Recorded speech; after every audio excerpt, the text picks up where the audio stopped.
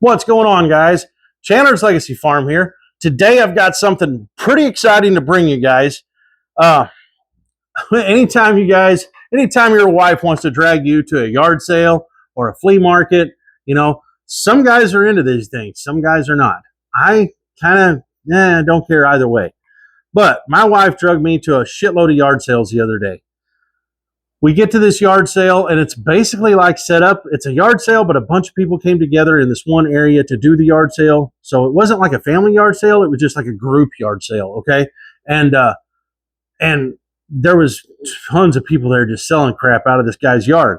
Well, this one individual, he had a whole bunch of stuff, and I'm just walking through, walking down the tables, looking at all the knickknacks and dumb bullshit that you find at a yard sale, right?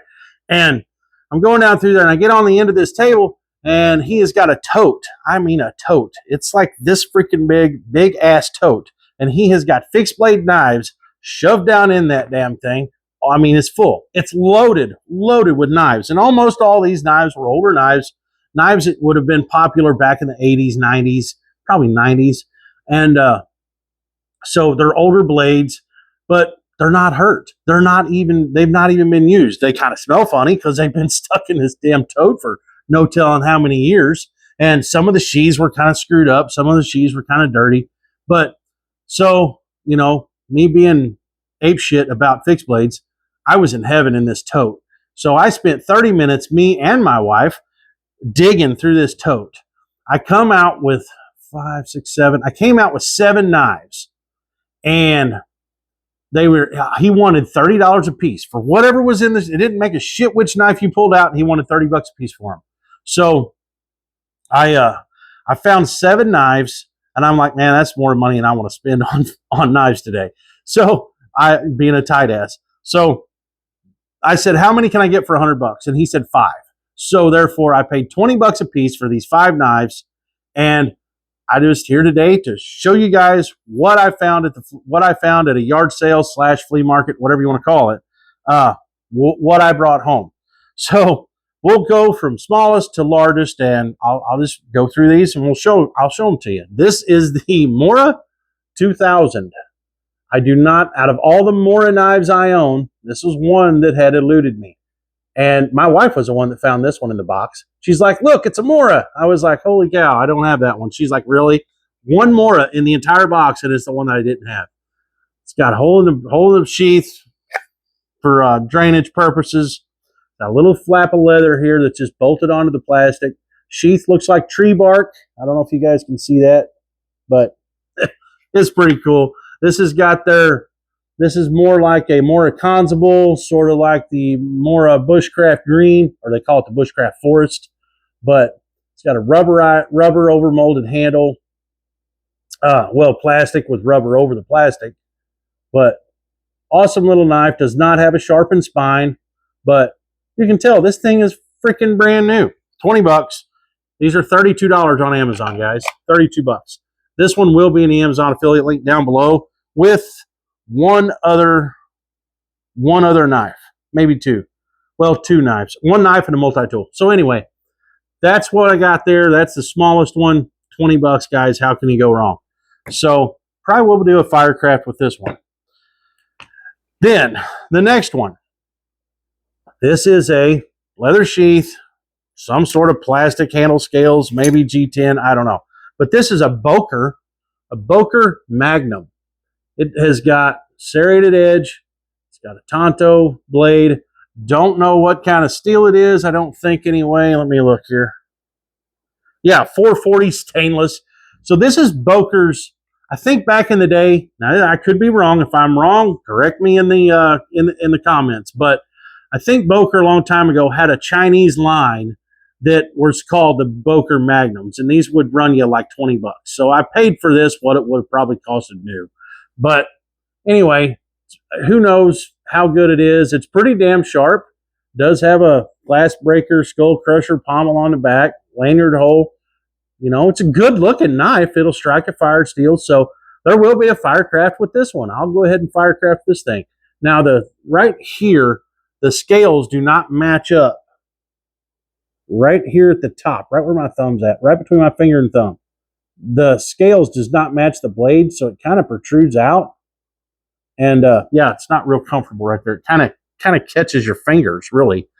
But I don't know. It's a cheap knife, and it's a cool knife. I will say that. But it is the Boker Magnum. So we'll sheathe this one back up. I know I've still got more to get to. I'm trying not to make this video any longer than I have to. Then we have got this guy from Cold Steel.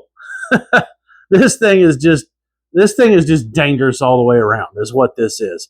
It has got your Secure X style sheath, standard Secure X style belt loop that comes on all the Cold Steels, which is great. It has Velcro and a button, so you're not going to lose it. It's got a great button here to retain the knife. It retains well into the sheath, but this is what the hell they call this? The Cold Steel OSS in OS 8 steel. So this is like a legit fighting knife is what this thing is. Feels just like an SRK as far as the handle feel, the dimples, the texturing and everything. It's full tang. Does have a little lanyard hole back there. It's got this little finger thing here that you could actually cut off if you wanted to and just grind it down, and then you wouldn't have that even on there, but I'll just leave it on there because that's the way it's made. You can see how these are flexible on the end. But this damn thing is sharp all the way along the top and along the bottom. So it is double-edged. It is sharp both ways. So if you wanted to strike a fire steel, you could because it's sharp on both sides. So there will not be a Firecraft with this because it's sharp on both sides. You cannot baton this blade. You try to baton this blade, you're just going to cut the hell out of whatever you're whacking it with. So you're not going to do any batoning. This knife is made for self-defense. This knife is made for doing nothing but stabbing them, some bitch. That's all it's meant for doing, is stabbing somebody. But it's probably very good at that. It's relatively thin. You can see there, it's not a real thick knife. It's very thin, slicey, stabby. If you're into thin, slicey, stabby for self-defense and you want something that's going to really stab, wow. It's cool. It is cool, for sure. So, this is the Cold Steel. We will get it sheathed back up, and we'll get into another one here. All right, we'll get into another one. This one is interesting, okay? They don't make this blade anymore. I don't even know when they quit making this style sheath for this blade. This is the SOG. This one was probably the find of the day. This is the SOG, what do they call it? Fixation Bowie. The SOG Fixation Bowie. Wow. That thing's badass. It's got jipping up here. It will strike a fire steel. It's got a little blood groove going on there. Clip point design. Nice long handle. It's got a good finger guard going on here. I will not Firecraft this because I do not want to break it. They're kind of thin in the tang. This tang right through here gets very thin. It comes back and it's pinned in back here in the back. So I do not want to break it because I know that there's not many of these out here to be found. So I've looked all of these knives up. This one here I know is like 20 bucks. This one on Amazon is like $32. This one on Amazon is, I think, $53, okay? Yeah, I can't find that one on Amazon, but I did find something about it, and I think they're like 20 bucks. These things are not made anymore. And I looked on eBay the other day, and there are some people trying to sell these damn things for like $260 because SOG does not make them anymore. That is crazy. That is absolutely crazy. There's no way in hell I paid $260 for this knife, but I did pay $20. So that's just awesome. It's the SOG Fixation Bowie. I got a hell of a deal on it. And if people are selling these things for $100 or more because SOG doesn't make them anymore, they're making out like a fat rat. That's all I know. And the ones that I have found online, the sheath, this pouch is made different, and it says SOG down here on the bottom, where this one's made totally different. But this one still has a pouch, It has Velcro back here, so you run it through your belt just like that. And it did not come with this, but I went ahead and stuck my Gerber NXT down in it. So this is a pretty large pouch is what I'm saying, because I can fit this big of a multi-tool down in it very easily. So that'll probably be this Gerber NXT's new home will be with this knife. Well, that's what I'm thinking. So I'm just going to leave the Gerber with the SOG, and that's what I'll have right there. But man, that was the find. That was a find right there for 20 bucks, my opinion, guys. So then we will move on, because we don't want to make this video run longer than it has to. So there's 1, 2, 3, 4 knives.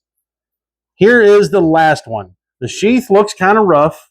I don't know what is on this sheath, but I could not get it off. And when I tried to get it off, I just made it look even worse. So the sheath looks like shit, just basically because of what I done to it. But it does have slots in it right here where you can run it through your belt. And you can tell this thing's never been on a belt ever. So it's literally brand new. This is awesome, is what this is. This thing is ANK Customs from Georgia. This is a American designer made this knife.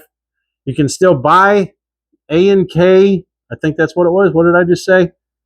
ANK Custom Knives. You can still get their knives, as far as I know, but they outsource their work from China to China. So this knife was made in China, but it was from a Georgia maker. So there you go. But either way, this is an older knife for sure. It has got the coffin style handle, which is awesome on any style Bowie knife. Does have a drop point, clip point, I guess you'd call it clip point design that is not sharp. You know, the top of the clip's not sharp.